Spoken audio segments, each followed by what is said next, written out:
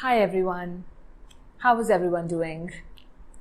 I'm Astha Gulati and today I am going to be talking to you about why we would get nervous and anxious very often in life.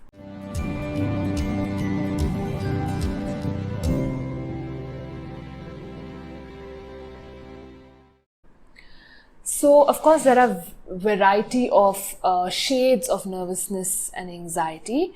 For today's talk, I will be focusing on nervousness and anxiety that arises out of when you're supposed to deliver something or contribute a certain way, or maybe present something at a presentation in a corporate setup, or wherever basically you are being put on the spot or you're in the limelight.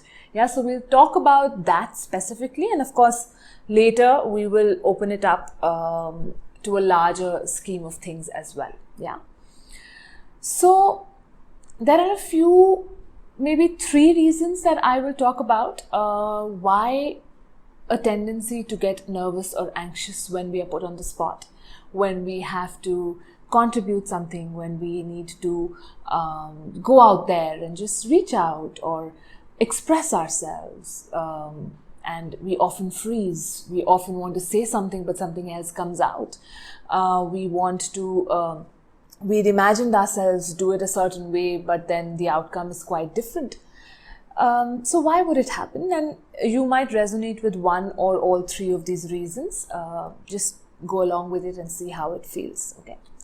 So the first one is the possibility of an inner child or a younger you sometime, maybe back in school, in your early childhood days, where you were actually trying to express yourself. Maybe it could be in a competition setup, our debates, extempo competitions, or even just trying to put your point of view across, and you were either ridiculed for it, you were asked to shut up, keep quiet, your point of view was just rejected, maybe not in a very tactful manner, and that somewhere leaves a traumatic imprint in your cells, in your tissues, and the subconscious mind now has a negative association with putting yourself out there and expressing whatever you need to express.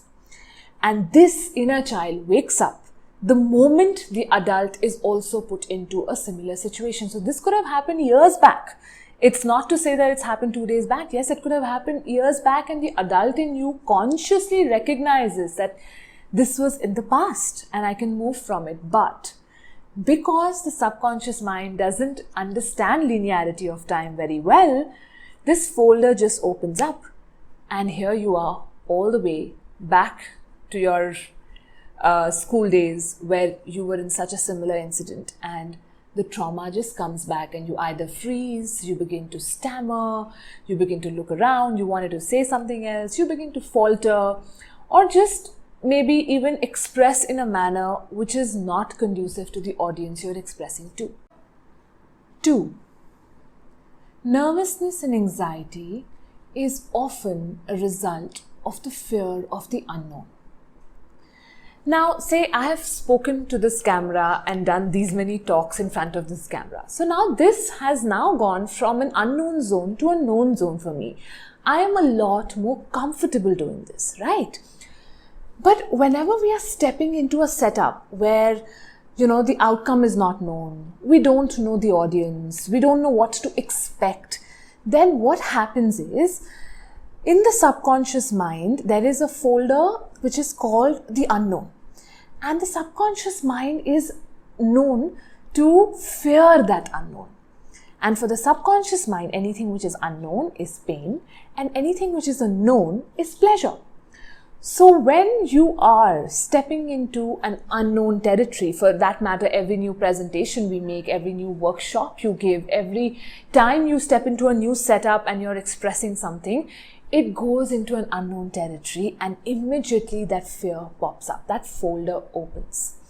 And hence, nervousness and anxiety often kicks in when you are stepping into something which is relatively more unknown or new or unfamiliar for you.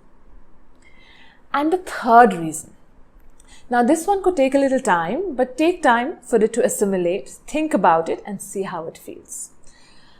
A lot of time when we are contributing, our focus is on ourselves. Our focus is on the I. What will I say? What tone should I go for? Should I frame my sentence like this or that? What is my content preparation?